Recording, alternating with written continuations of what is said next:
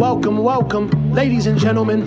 Let's get started. Straight from New York, yo, this handsome man, yo. Now, tuned in to Aljo, the funk master. Watch your grill, you'll get knocked out cold fast. And talking shit, now we talking facts. Whether mount or off the back, you in trouble, came to burst your bubble. I don't shelter punches, they find home on your mind about a double. This the weekly scraps. You don't need a map, GPS, I'm right here to lead it that. The world doesn't know it needs, but I grow the seeds, planted fucking name and the fame. Only legacy remains. Remember the name, Aljamain Sterling.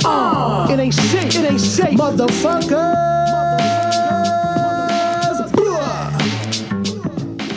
Breaking news, Cory and Chito was moved to March 25th, which made me think that we haven't really talked about that fight, and this obviously in your weight class, so I think you have probably one of the best opinions that anyone could get on YouTube about this. Yeah. So for that fight, both these guys I feel like are talked about as in line next for a title shot. Maybe not Cory as much just because you beat him so bad and you're still the champion. But like a lot of people think Chito, if he beats Cory, he could be a champion. Do you think he could be a champion or he could? Or I'm sorry, he could be. Let's get that right here. He could be. No. He could be a contender. Cheetos. In my personal opinion, I feel like Chito, his last couple wins have been very like impressive highlight wins, but also. The asterisk next to them is that he was facing older guys with weathered down chins, and he got away with a lot because of that. That weren't as durable. But what do you think? All right, so I'm gonna give you guys the real. Like, yeah, I know Chito and I kind of go back and forth a little bit. He talks a lot of shit on me for whatever reason. He seems to be my number one supporter and number one hater at the same time. Chito's a very tough dude. He's a savage. He goes for the kill. He's tough. He's durable. We've seen that. Like he takes a good amount of punishment, in the sense of like he knows how to like navigate that. Like where it's not clean punishment, but he takes it. Like he can block and defend well when people are pouring it on him, and come out relatively unscathed. And then he'll come back with big shots that could put you away. Sandhagen, more of the technician, smooth on the feet. He's gonna try to piece you up and try to paint this beautiful Picasso on you. We know his grappling isn't the greatest, but he's been implementing wrestling in his game, as we've seen with Song Yadong. This fight's very close for me because they're both tall guys, both like a 5'10", 5'11". I'm 5'7". And with that being said, I think the more technical guy in this fight coming in, if like you were watching them skill for skill, who throws a better jab? Who looks better on the pads? Who looks better kicking? Who looks better grappling and just drilling? You're going to say Cory Sandhagen has the entire package. Cardio, conditioning, both these guys like to run, especially Chito because he talks about it all the time. 13 miles. 13 miles, which is just crazy. Whatever. I don't even run. So that just, whatever. Different strokes, different folks. So going back with that, I'm going to say Chito and Sandhagen are relatively close in the cardiovascular department. And we know the fight's not 15 minutes. It's not one round fight. It's who does what they need to do best in the entire package of the fight. Because I hate when people go, oh, there was only 5 more minutes. Bro, but there wasn't. But there wasn't. Who got it done in that time? In that time for like what I trained for, bro. Right. Like, stop moving the bar. What are you talking about? Judge what happened in the fight. Like, you can speculate all you want, but that does not matter in this contest. Right. 25 minutes or less, who's going to be the man coming out of this? And I just feel like Sandhagen has shown more improvement overall. People are going to say Chito's the most improved fighter. I don't want a participation trophy. Chito, I don't think you want a participation trophy. No, you don't want acknowledgement for being most improved. You want acknowledgement for being a badass. That's all people care about. With that being said, you have to look at the body of work that both these guys put together. And Chito has shown that he has some vulnerability there. And he is human. He can be touched up. He can be outpaced. You could bank rounds against him. And who banks rounds better than a guy like Cory Sandhagen? You know what I mean? So in this matchup, I think this is Sandhagen's fight to lose. And Chito's going to need to hit one of those haymaker home runs, Hail Mary finishes. And he can do that. Of course, yeah. But Sandhagen's way more durable than a lot of the past opponents that Chito Vera has fought. Right. And again, that head kick on Dominic Cruz, that front kick on Frankie Edgar, could send That anybody to the probably, gulags. if he lands one of those, it would probably knock out even Cory. A lot of people. Yeah, I mean, Hurt him, stun him, rock him. I'm not saying he gets hit and he drops like a bag of potatoes, but he gets cracked with one of those. That fight's different. yeah, You know what I mean? You're on skates. that's like a life-altering kick. Exactly. You're in the Neptunes. You're in Pluto. You're just in a different space and time. Different time continuum. Like, you're gonna need to call the Flash to try to bring you back from, like, to change the trajectory of your life. You know, like, those are hard strikes. So I give credit where credit's due. Like, I could make all the jokes I want about Cheetos and being so salty, because he is a salty bastard for whatever reason. I don't know why. But at the end of the day, the guy can fight. He's super tough, super durable, and he manages to find a way to find a home to land that kill shot. And it's just whether or not he could do that against a guy who's younger, more durable, and as skilled as a guy like Cory Sandhagen. And I think that's the difference in this fight. Cory has been in those championship fights. Chito has not. He's been in 5-round fights before. He's won. Mm-hmm. And I think this is going to be the difference going into this. And I like Sandhagen's odds. If I'm looking at this as a bettor, I'm betting on Cory Sandhagen. I'm not betting on Chito to win. But I do know if I'm going to hedge my bet, I'm going to hedge my bet with maybe Chito winning by knockout. Yeah. Or not knockout, by TKO. Sure. Because I think there's a very big possibility for that. I want to say this too. People, like, if you look at his last 3 fights for Chito, he's fought guys who are known for either being old and having a worn down chin, or just not having the best chin. Like, it doesn't take the most powerful shot to knock them down. So in Chito's last fights, like, a lot of the rounds he won per se are rounds where he was actually losing 90% of that round, but right at the end of the round he landed a punch that for most guys wouldn't knock them down. Rob Font, but also with Pedro, was it? And who did he fight? Pedro or Frankie last? Frankie Yeager. Okay, Frankie and like Dom. Like, Dom would be piecing him up those rounds, like landing way more strikes, looking way more creative on the feet, like executing his game plan better. And then one punch that didn't even look that powerful would knock Dom on his ass. And they have him like his eyes rolling back in the back of his head. And that's just from years of doing this and being hit so many times over just being a striker for that many years. Like, yeah. But that's not going to happen to Cory. One punch isn't going to do that to Cory. And even Dominic Cruz, when I was out there in San Diego, he was just saying, like, he reminded me that, like, he's almost 20 years in the game, bro. Dom Cruz. Yeah. Yeah. Like, from the WC. He's an OG. He is a super OG. He's an OG. Like, what do we even, like, how do you even compare that? Right. So, and then. This should be his own segment, by the way.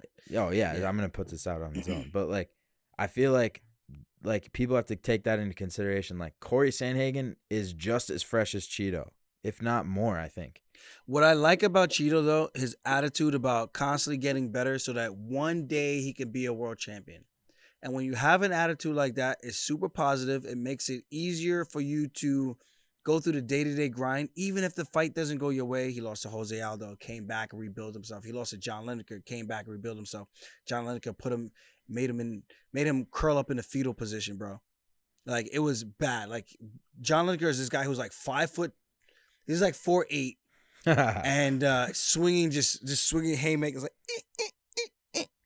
And he terrorized a 5'11" guy in Chito Vera. He's not 4'8", but you guys get the point. Yeah, he's just so much bigger than him, and he bullied him. But he was young in his career, and then Chito was able to come back and battle back and show that even with adversity, he can grow. But he fought a lot of truck drivers.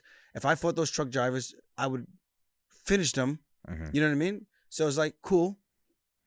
Like, I'm not knocking him. He did what he needed to do. He stayed. He stuck around. And look at him, man. He's one of the pioneers or one of the main famous people coming out of his country in Ecuador. So I respect that wholeheartedly. Like, yeah, I might be poking fun and having a little fun with it right now, but I respect his mental fortitude and how he's willing to work, battle back, and dig deep. Like, even for me, I lost 2 in a row. Yeah, split decisions, both fights that a lot of people thought that I arguably won, or at worst were a draw. But I lost. Mm-hmm. At the end of the day, I lost. Mm-hmm. Came back, beat Taquinho Mendez, and went on a tear from there. Lost to Marlon Moraes, got knocked out, rebuilt myself. So I wholeheartedly understand where Marlon Vera is coming from. Yeah. And I relate to that. Mm-hmm. because it's not easy, man. When you Yeah, lose, he didn't have an easy path. yeah. So when you come up, you think like it's just gonna go up, He- bro. It's yeah. just going up. And then when you hit a bump, you see a lot of guys that kind of fold and they Right. never battle back from that. hmm So I respect that. I respect his skills, but let's be honest. Right. There's that knock on him. Right. I think there's like two camps with Chito. It's like one camp thinks he deserves a title shot, and one camp thinks, yo, you've had very impressive performances, but against guys who are older and less durable. And so there's those two camps. If I'm gonna give a title shot between both those guys, I give it to Sandhagen for beating Yadong versus Chito beating Dominic Cruz Mhm. and Frankie Edgar. But I'll say this: if Chito does beat Corey, That's different. That's then it's way like different. it's almost undeniable that That he should be next over anybody. They'll Even probably over give it Marab. over, except for Merab. He's obviously, but about he to won't say. fight you. He won't fight you. That's Yeah. so he's So I would even say like I leave this division. You got Chito versus Marab, unless they're probably when gonna they got give O'Malley, O'Malley you something. got O'Malley there right there too. Right. Damn. This So whole they'll thing do is if just you weird. leave, they're gonna give it Chito O'Malley. No, I have zero doubt in my head. Yeah, they're gonna try Unless to look Henry over beats Marab. you. So, even going back to that, so when you look at Chito in that package, it goes like, and I respect that he's trying to get better in all facets of the sport and the martial arts. But you get taken down by Frankie Edgar and you lose literally 4 minutes, 3.5 minutes of all 3 rounds, and then you land a big knockout blow at the end. What does a guy like Marab do to you? Yeah. What does a guy like myself do to you once I take you down? Like you're either finished, or you get the crap beat out of you, Yeah. or you get finish. I was gonna say submitted, but But that doesn't work against the top 5 guys in your division. yeah, You've got to have a more aggressive, forthcoming strategy than sitting back and waiting for that one punch to land. like he fights Umar. What happens? Like let's be real here. He fights. I think Ricky if Simone. What happens? Let's be real here. Ricky, and this I don't is- know about this- Ricky Simone. This is for but both guys. Yo, Ricky's a tough I know he's dude, a man. savage, but it's And just I've hard to trained with say. him. He's anyone who I've ever felt as strong as myself. Ricky Simone is that guy. Really Ricky Simone is that guy. interesting. I'm gonna give him his flowers because that is a tough dude. And the fact that Marab and I'm gonna be kind of kicking him a little bit. Marab was kicking his ass, and he got a choke finish that doesn't even make any sense because the time was out of the fight, and BS. somehow they didn't wave the fight off, but somehow when they're announcing the winner, they gave him the nod, which made no sense. No, that's bullshit. Literally, time expired. They Mhm. didn't call the fight, but somehow whatever. Yeah, that's. I think he would ridiculous. even say like, I think if he's any type of man, real man, and I like Ricky, any type of real man, he's gonna understand and recognize like, yeah, man, like Marab was definitely winning the fight, and I was on my way to losing, and I think based on the criteria of calling a fight, I should not have gotten the nod because you didn't call the fight before the time expired. Mhm. In a wrestling match, you can't call a pin after the match is over. You can't. You don't get a pin Right. at the 7-minute mark or the 6-minute mark Right. in high school or That college makes wrestling. no sense. Yeah, That's silly. yeah. So, whatever. But Ricky Simone is a threat. Saeed Nurmagomedov, he's a threat. Umar Nurmagomedov, he's a threat. Marab, he's a threat. Myself, Like in my We're all opinion, even grappling Sean O'Malley. problems.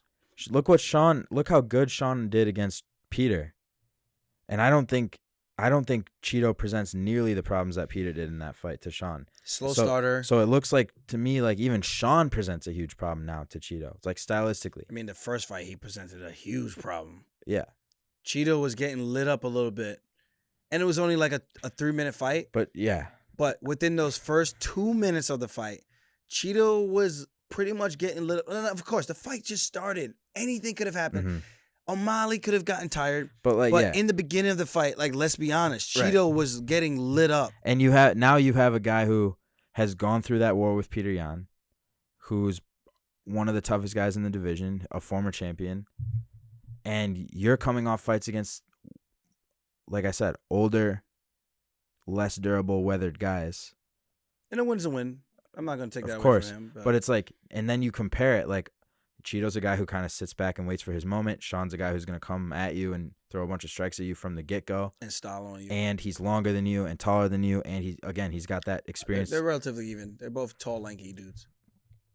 But one has physical traits that are a lot more gifted in Sean O'Malley. Fast twitch. Like Sean, I quick feel like movements, Sean uses agility. his body as a part of his style, where he No, like he does. But he- that's right, what I'm right. saying. Yeah. I don't feel that same way about Cheeto, but again, what And do that's I why I know? respect Cheeto because he's not the most physically gifted. Mhm. He almost reminds me of Brandon Moreno. He's not the most physically gifted guy, but he works hard. He puts the time in, and he fights to his strengths. And look at him, world champion. So I'm not saying Cheeto can never be a world champion. I'm just he saying that's a definitely- tall order with a guy like myself, Marab, Umar, Saeed Nurmagomedov, Ricky Simone. Like these are tough guys for him to beat. If it's a striker, he can maybe eventually get them. But if guys are going to put him down the same way Jose Aldo did, take his back, keep him there and neutralize him, what are you going to do? If All you that and toughness goes Marab out the are window. still fighting, I don't see any way He could be he could be a champion. Yeah. 'Cause- Unless I were to lose to like a Henry or a Sean. But and then was an there's still opportunity. Marab. Yeah, but that's what I'm saying. It's like it has to be like the perfect storm. But if I But- fight Cheeto, like I'm betting on me and I'm betting my mortgage every single time. Yeah, but- Because I think for him to win, he needs to land a kill shot. And I'm not saying it can't happen. I mean, but his kicks are fucking amazing. no, they're good. that's That's his He superpower. snipes with those things and Yeah. like just kills people. But going back to Cory Sandhagen, he's an assassin and he's like one of the best strikers in the world. And he strategically will pick you apart. And I don't think you could say Cheeto's one of the best strikers in the world. He's got a lot of shit. He's dangerous though. But he's not one of the best, most technical, like developed strikers Yeah. like Cory is. So it's a sick matchup though. I agree with that. But yeah, I'm leaning towards Cory Sandhagen in that fight. This division is one of the best. I know people were kind of giving me shit on Twitter, like you want to vacate the belt, acting as if you did a lot. You guys read a headline and didn't actually listen to the interview. I know there's always gonna be contenders, always. There's always gonna be the younger, hungrier guy coming in. My age only goes up. But Right. all the guys I've fought have been ranked outside of 3 guys. So on my way up to fighting for the belt, I fought nothing but ranked guys. Brett Johns, undefeated. Cody Stamen, undefeated in the UFC. Pedro Jimmy Right. Rivera, who I think he was undefeated in the UFC as well. I think he might have lost one. He lost to Marlon Moraes. That's the only one he lost. And then, so that was a common opponent for us. Then I beat Pedro Munoz, who had some ups and downs. He lost to Yeah. Rafael Sunsao, came back, finished Rob Font. Like, no one talks about his wins and how dangerous he was. Knocked out Cody Garbrandt, who just beat Dominic Cruz while he was younger. This was 2016. So 2016 Dominic Cruz getting knocked out by Cody, getting styled on by Cody Garbrandt. Then he only loses to TJ. And then you go on, I beat Sandhagen, who's supposed to be Moses walking on water. I finish him in under 2 minutes. And then You beat everybody in the generation before you to get there. yeah. And now all the contenders in your generation that came up with you, you've basically beat them all. Exactly. And then Henry's kind of a flashback because he was kind of the generation before you. And that's why it's a nice Now, matchup. Cheeto because is we're the both only- around the same time. Right. So if, let's say, Cheeto wins, Cheeto then came around the same time I did, though. He came around, I think, 2015. right. But he would be the only guy in your generation. But I don't think he's going to win. So it kind of like, if he loses, then that eliminates a contender. Yeah. And then the only guy left is O'Malley if you But beat Henry. I haven't fought contenders, people were saying. There's Right. so many contenders. So then I'm it's like, you don't then even it's make like sense. Aljo. So Aljo's cleared out the whole generation that was ahead of him when he came up, and then the whole generation who's contending when he's champion, and then it's like now you want him to go fight the new guys when everybody's known for years that his best friend and training partner deserves a title shot too. Yeah. But they won't fight, so Aljo's gonna step aside for him, and then watch Marab clear out all those guys. But he has already. Yeah. As well. No, I'm saying the new guys. Yeah. But so it's just this weird catch-22 is like you want to run away. I'm like, I'm not running away, but you guys can keep doing this after every single fight and keep saying, well, no, this guy. Well, no, this guy. So that's never going to change. But it's like, Right. Are you going to give me my flowers for beating the guys that you said we're going to win? And then when I do win, do I get respect for that? Just let it. No, Yeah. I trust me, I don't give a shit. Right. But I just want people to understand what they're saying. It doesn't make sense No, it because doesn't. you're going to keep moving the goalposts and trying to make me look like I'm running away from contenders. I'm like, dude, what else do you want me to do? I should have fought for the belt against Cory Sandhagen for the vacant title. I did not. We were the 2 highest ranked guys in the division. That should have been for a world title. But Jose Aldo, coming off of a loss, gets to fight Piotr Jan after knocking out Uriah Faber. What are we even talking about? Nah, I know. But no one gives him grief and It's talks shit to crazy. him the It's way they've crazy. been talking shit to me. You know? So it's like weird. It's like, tell me you want me to lose without saying you don't want me to lose. Like, make it about the contenders versus you just really just want me to lose. Right. I'd rather you say that because then it's an honest conversation. But if you're not going to say that, it's like, dude, you make no sense. You're literally just finding any type of thing to kind of go around to try to discredit me. And that's not right. That's the only thing that I find about the fans that's not cool and I don't like. Trying to discredit you. It's just like, you're trying to discredit me any way that you possibly can, even though, like, I know you're wrong. You know you're wrong, but you're sticking by your gun so hard just because you just want to just stick it to me or you just want to You see me should lose. post your tapology of your last like 12 fights. Just With the post ranking it. next to their name. Yeah, and just post it and be like, this is what I've done in this fucking league. And just let it sit. And then compare that to Chito. Compare that to Sean O'Malley, who's fought nothing but truck drivers. Compare that to How many anybody guys else. on Sean's resume are in the UFC?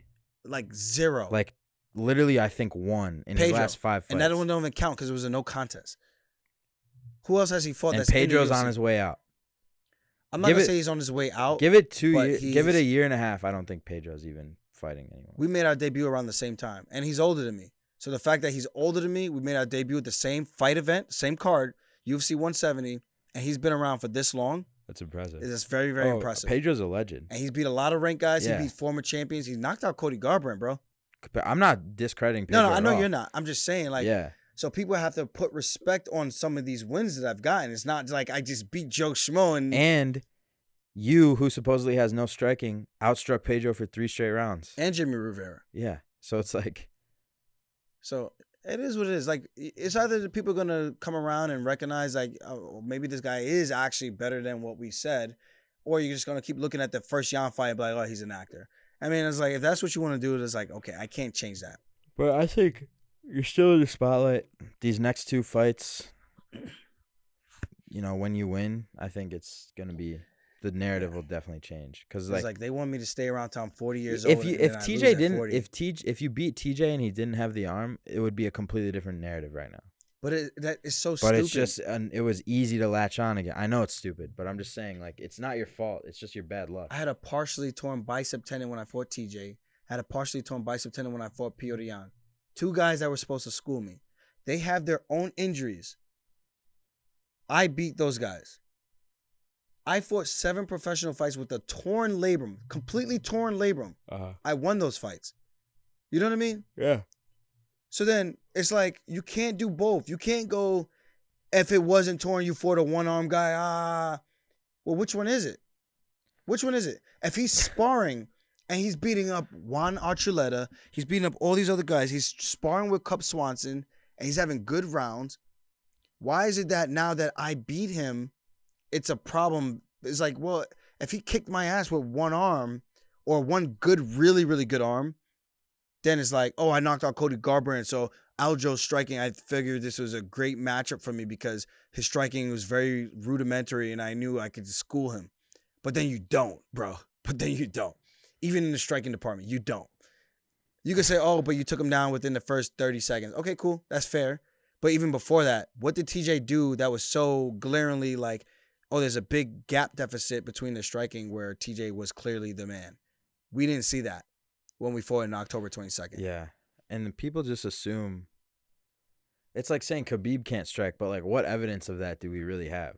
He was just so good at what he wanted to be doing. Exactly. And then the moments he did strike, you remember his striking. Yeah. Like when he knocked down Conor, you remember that shit. It's like the same for you. Like when you fought Pedro, people remember that shit. I mean, kind of. The people who watched it do. The people who watch it. But it is what it is, man. Like I said, I really don't care. People are going to say, oh, you do care because you're talking about. I'm like, yeah, we're obviously having a conversation. But if you tune into me after the first Jan fight, you're going to feel the way you feel. And I understand it. I want the fans to understand that. I understand that. But if you go and do your homework, you're going to be, I think your opinion changes dramatically. And that's it. That's all I got to say about that. If you watch only the Jan fight, I understand your stance on me. You go and watch my other fights previously and do your homework, I guarantee your stance changes. That's it. It's as simple as that. Well, and we even saw on Twitter today, I sent it to you, like, some dude was showing a highlight of your fight with Pedro, and he was like, Aljo's so cool. And then if you see the comments, people are like, Aljo's the least cool guy. But this one guy was defending you like, nah, look at all his fights. This guy's dope as fuck. But that's a real fan that watches all the fights. But me seeing that tweet was like, oh, okay, I think this narrative is starting to change at least. It is what it is. Like, even if I were to lose to Henry, I always play devil's advocate. Like, I have nothing to hang my head about. I know I put in the work, and if the better man wins, the better man wins. At the end of the day, it comes down to what have we both done and accomplished. Like, losing to Henry I feel personally, doesn't change anything about my career. Henry loses to me, I feel it doesn't do anything to change his career either. You got two of the best guys. I'm talking stats-wise, what we have both accomplished in this sport. There's no one loses in this fight. No. Especially if it's like a very competitive and high-level fight, which I think it will be. If one of us gets steamrolled, that's different. But I think if it's a very competitive fight, which I think it will be, I think that changes. Like, there's no way anyone could discredit either one of us because we're two of the best guys who have ever done it and stepped foot in the octagon at 135, and even for him, 125 and 135. Yeah. So, I mean, what? There's nothing to take away. Because for him, it's like he's coming off the couch. If he loses, okay.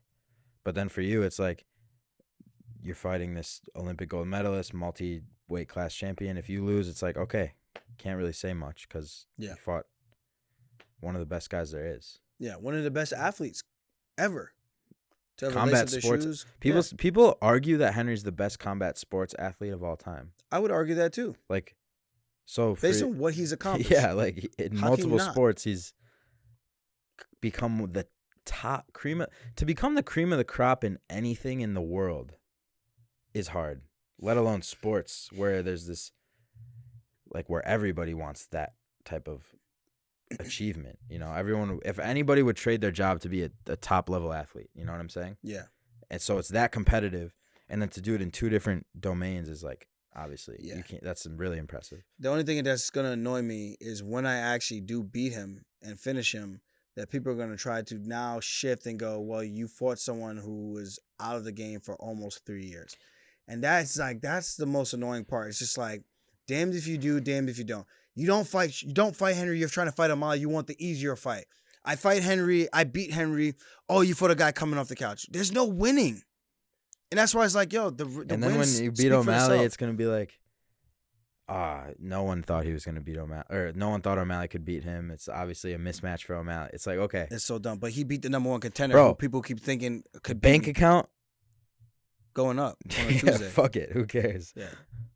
At the end of the day, that's all that matters. Like, I'm fighting for legacy. I'm fighting for financial gain and for opportunities that come with winning. And at the end of the day, people like winners no matter how you want to. Like, you can have a crazy fight, war. People don't give a shit. They At the end of the day, they want to attach themselves to the guys that have won. And that's the way in the world that we actually live in. Unfortunately, that's just the way it goes. I don't like it. I don't agree with it. I respect all fighters that step in there. Like, you're a UFC fighter. You're a UFC fighter in my book, no matter what, to the end of times. Obviously, there's going to be some better than others. But I know to get to the UFC, it's not easy. Even though some people have had a little bit more of a handout and an easier path to get there. But once you get there, if you even get one win, that's something to pat yourself on the back about. Because at the end of the day, the 1% of the 1%, and then you have the 1% of that 1% who can actually become a champion. And then that 1% of the 1% of those champions who can actually become some of the greatest of all time athletes. But like, if you get to the UFC and you go 0-3, you're kicking 99.9% of people's asses in the entire world. Yeah. That's how usually there's some guys that really don't belong there. But yeah, but like, you know, there's a guy who I'm thinking of right now who went 0-3 and he got cut, but I'm like, that guy kicks most people's asses. Yeah. Like, there's a very few people who in the world could beat him up. Like, it's that type of thing. Like, that's how good you are at the sport. Yeah. And it's like, just to even get a win or have a career, like have a 9-year UFC career. Fights, bro. I won 14 UFC fights. I've made that walk 17 times. It's a hard thing. And people, you want to discredit me? Bro. You know what's weird? I'll tell people a story. When I made my UFC debut, I remember watching Sarah McMahon. I remember watching Daniel Cormier in the back room warming up, losing weight on fight week, trying to cut weight, get ready for the weigh-ins. Wow. And I was just in awe, like watching these guys. Like, these are the mofos that I watched on TV right here in front of me doing it. And then they're watching me work out and warm up and cut weight, watching me hit pads with Ray, watching me grapple with my brother Troy. And that, man, it stuck with me. Never ever forget that moment, those moments. And I remember how miserable DC was making 205. He was not happy. He fought Pat Cummins that day. Short notice fight. Pat Cummins wrestled him. He said he made DC cry in the wrestling room. And DC could not wait to get his hands on this guy. Beat the crap out of him. Much deserved. DC did. DC did. And now, I remember going into the Marlon Moraes fight. I'm in the back room. I'm cutting weight, getting ready. And I'm noticing people watching me. And I'm like, oh, shit. You're the veteran now.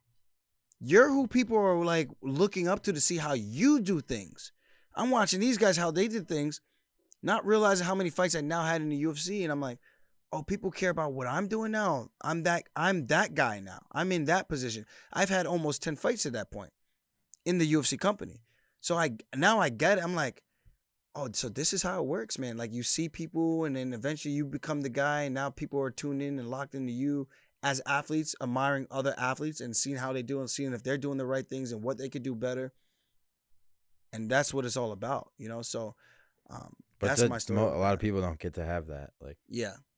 So even now, like, I go through fight week and people get to watch me work out. Like, even in Abu Dhabi, like, a lot of these guys are watching me work out. They're seeing what I'm doing. Like, oh, this is a guy who's supposed to be the champ. He's fighting TJ. Or he's fighting Jan. Let's see how he's doing things. and even like legends are in the same room as you, and they're like watching you. Like Khabib was in the room with you. Yeah. And his whole team was kind of like keeping tabs on you too, because Islam was cutting weight too. It's like, and they were watching me, how I was grappling with Marab, my transitions, like, and you know, talking to each other, pointing at you, like that type of thing. I'm like, yeah, that's crazy. And it's cool because I know Khabib is smart, and he's watching. He's like, yeah, this guy knows what he's doing. He knows how to grapple, which he has said himself on Anatomy of a Fighter. He said that. He's like, this guy is very good with his grappling. He's very strong in this position, and that's only comes from a guy who actually done their homework. So I know those guys respect me, and they know I'm a dangerous matchup, no matter who or what Nurmagomedov I'm fighting. You know, so that gives me confidence in what I'm doing and the preparation I'm doing and my skill set and my abilities. But yeah, now I'm the vet. And now I'm the one that people are looking up to and watching for tips and all kinds of things like that. So it's cool. But at the end of the day, the only thing that matters is wins and losses. They could be ugly wins.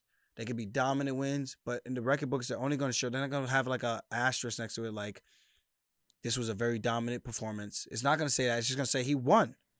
You know, the people who are going to be able to tell our stories from time on, like, that's going to be cool. And I hope to have those stories, like, when people are 40, 60, 70 years old, like, oh, yeah, I remember watching that Sterling fight. Like, I want to have moments like that. And I think my Pedro Munoz fight was a moment like that. I think the Stamen fight was a moment like that. I think coming back from the adversity and winning after a 13-month layoff and winning over Jan after all the cards were stacked against me, that's a moment like that. Mm-hmm. Like, those are pivotal moments where people are going to be like, yeah, this guy had no shot and had no business winning this fight. But he came out, did the damn thing, didn't care what nobody said, and he got it done. And that's why I do this, man, for the glory of the sport. Of course, money is cool. But then I didn't get into this for the money. I got into this because I love to compete.